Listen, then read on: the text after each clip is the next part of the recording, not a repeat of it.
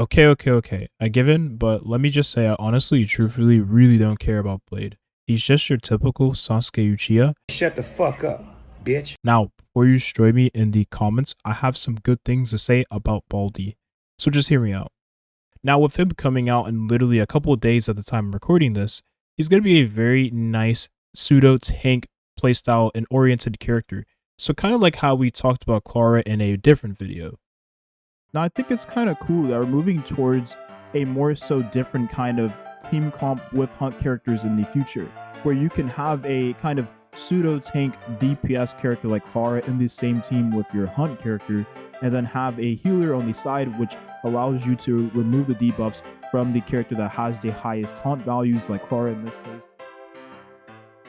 With him being a part of the Destruction roster, we have to first understand how exactly the Destruction characters work in Honkai Star Rail and what is their purpose in the game. Characters like Trailblaze's main character essentially acts as a breaker, but they also have tanky stats and they also have built-in mitigations. So they are like a Destruction character. This roster character is known as tankier characters, more so tankier than other damage dealers. So they have hybrid-like functions of being a damage dealer, but also having the tank of a preservation character, though not as much in most cases. So a character like Clara sticks out to me the most. The reason being is because when you think of Destruction character, she's the first one that comes to mind. She is a pseudo-tank DPS-oriented character. Clara is able to tank really well because she has built-in damage mitigation. Whenever you use her ultimate, you have a great chance of being hit by the enemy, and you also have mitigation built in, which allows Clara to be hit by the enemy and not take as much damage as a character like Seal would. Characters like Clara also have HP in their talents, which allows this character to be more tanky. Clara also is able to resist debuffs more often than other characters, which allows her to act more as the frontline.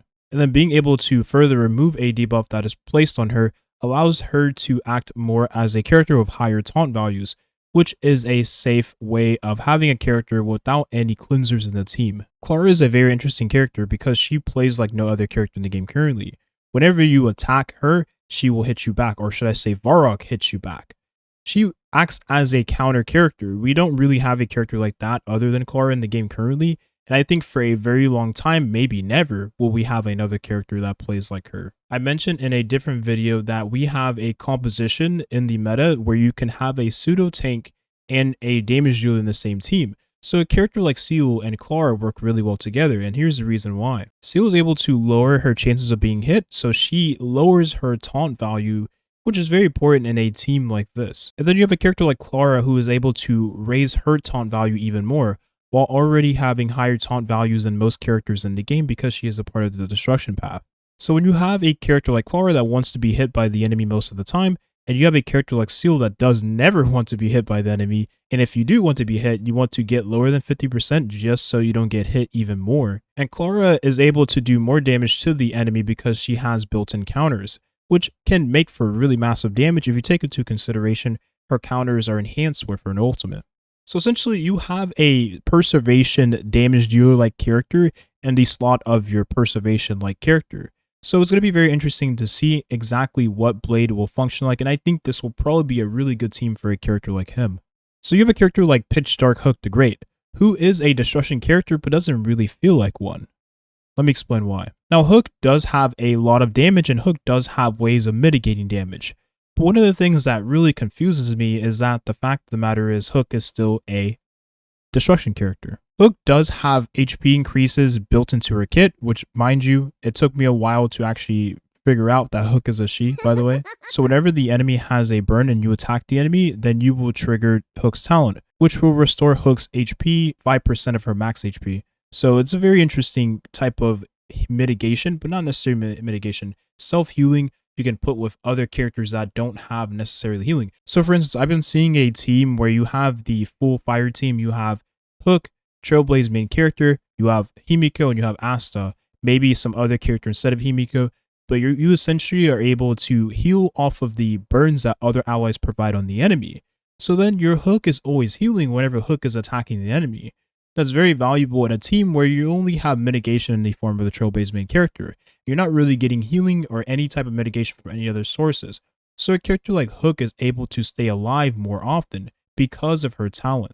So I think that alone is able to make Hook a distinction from being a hunt character versus being a destruction character, because she mostly does have mostly single target damage, but she's able to mitigate damage on top of that single target damage. She also does have adjacent AoE damage, which is I like to call pseudo AoE, but most of her attacks are single target. Then you have a character like Arlen, who is able to get value with the built-in damage mitigation he has in his kit.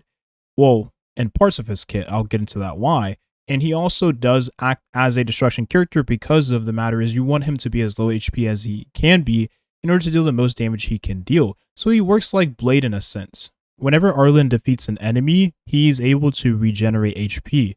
This is very valuable for a character that doesn't really have many other ways of mitigating damage. He wants to be as low HP as he can be, but he also wants to make sure that he is not low enough to the point where he dies. But that's going to be Arlen most of the time. So being able to restore HP whenever you defeat an ally, because that's where you're going to be doing most of your damage anyways, is going to be very valuable for the character. Just like Clara, he's able to remove a debuff on his Eidolon too. That's very valuable for this character because, well, like Clara, it allows her to be in a team without a cleanser. However, do keep in mind this doesn't really work with stuns, just debuffs alone. Arlen's Eidolon 2 allows him to be resurrected. So it's gonna be like Bailu, for instance. Whenever the ally is defeated, Bailu can then bring back that ally from death. I don't know why it took me a long time to say death. I was thinking about saying defeat or death, but death sounded better to me than defeat. So it's very easy to see how a character like Arlen gets value being a part of the destruction path. He has a lot of ways of mitigating damage. He has ways of being able to sustain himself, and he has ways of being able to dish out tons of damage. Arlen is going to be a character where you look at future destruction characters and you piece it together, well, if they do things like Arlen does, then they probably will be a part of the same path. Now, when we talk about a character like Blade, the reason why he sticks out to me the most is because of a character like QQ. QQ already exists as a part of how Blade will function. Let me explain. When you have Eidolon 4 for QQ, you're able to generate the passive for the character, which allows you to not have to burn so many skill points at times. This is very valuable when you take into consideration QQ's Eidolon 6 allows her to recover a skill point after using an enhanced basic attack. QQ can regenerate one skill point during one time per battle, which doesn't seem like a lot, but it adds up when you take into consideration all of the other things we previously mentioned. So then what you have is a character that doesn't really burn up as much skill points as you might think. Well, I would say most of the time. There's times where this character can, of course, fail you because RNG is a pain in the ass, as you all know. Of course, there has to be RNG to balance things out. But you have a character that functions like a sub DPS with the Eidolons in the character's kit, which changes the way you play the character. So when you look at a team like this, of course, you definitely don't want to have Bronya in the same team as well because, well, just burn up so many skill points. So since I don't have E1 Bronya and I don't have Bronya's 5-star light code, I have no business even using the character in a team with QQ and Seal because that would just burn all the skill points in the world. But a character like Silverwolf gets value with QQ and Seal because QQ is able to function as a sub DPS in the said team. The reason why this is very important is because when you take a character like Blade, for instance, he is able to function as a sub DPS as well. Now, one of the things I want to mention is because of the way he plays is going to be very different from how you play a character like QQ. Because QQ has RNG and he doesn't. Now, QQ does work in your favor, I would say, most of the time. There is times where the character still can fail you, that's just how it works, and I expect that to happen because you want things to be fair. But I think with Blade being the first true sub DPS, you could argue a character like Clara also is the first true sub DPS depending on the team you use her in, but most of the time you can use her as a hyper carry character with March 7th and other characters that increase their taunt value. With Lynx on the way, Lynx will be a very nice character to use with Clara, which actually, now that I think about it, I think Clara would be a very good team to have in the mono composition with Silverwolf, Seal, and Lynx. But we'll talk about that in a future video. Lastly, a Secret Vowel is one of the best light cones in the game. You're getting so much elemental damage bonuses for free, because as you all know, anytime there is damage increased by the wearer, that counts as elemental damage bonuses. So when you take all this into consideration, for a character like Blade, who is going to be lower HP than the enemy most of the time, if not all the time, you're going to have this at 100% uptime. So he's going to get all this elemental damage bonuses for free. And the fact that it's a 4-star light code makes it even more valuable. Now, depending on the level of your 4-star light cone, a secret Vowel will mean more elemental damage bonuses you get. And with this being a 4-star, you will get constellations for it without really having to break the bank. If you know what I mean. Now, I'm honestly thinking about Blade maybe getting him on an account I have. Well, I do have 2 accounts, so I probably have to think about that a little more. But I think him having a sub DPS-like function is going to allow him to be very flexible in your team compositions. The fact of the matter is he doesn't burn as many skill points as a character like QQ would, well, if you're not lucky. But also, he doesn't really take up much skill points anyways. When you take into consideration, he works like Clara in a sense, where you're not really going to be using the elemental skill most of the time. So when you have a character like Clara that's using her basic attacks, but still gets value because she counters, which functions like a pseudo tank sub DPS in a hyper carry composition with Seal, and you have a character like Blade who can kind of do the same thing, there's no telling that he's going to be a very valuable character. So when you take into consideration that he is also Wind, so you have a character like Bronya, Blade, and then with a future 5-star character that maybe is a part of the Wind abundance, that would be very valuable in a composition where you want to take advantage of mono Wind. But that will probably be sometime in the unforeseeable future.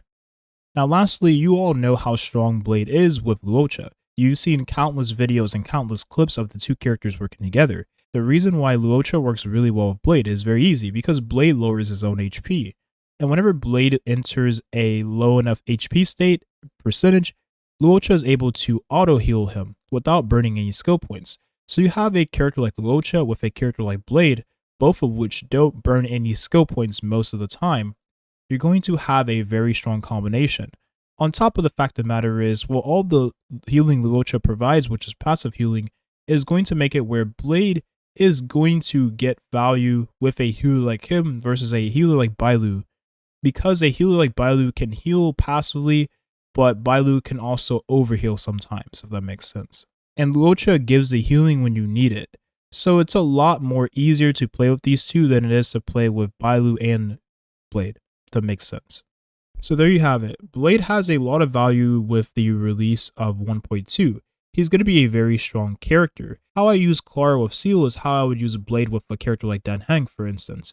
How I would use Blade with a character like Seal also. So I would use him like I would use with any other Hunt DPS character, because he functions as a sub DPS with higher taunt values than most of the cast.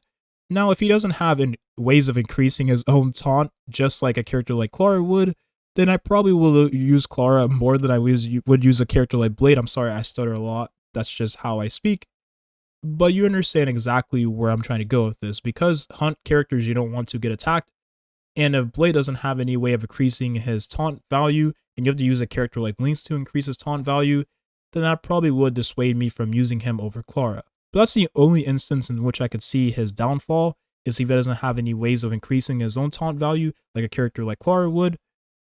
But only time will tell if that's a part of his traces. We'll have to wait and see. Twitch.tv/Toshio, the link will be in the description.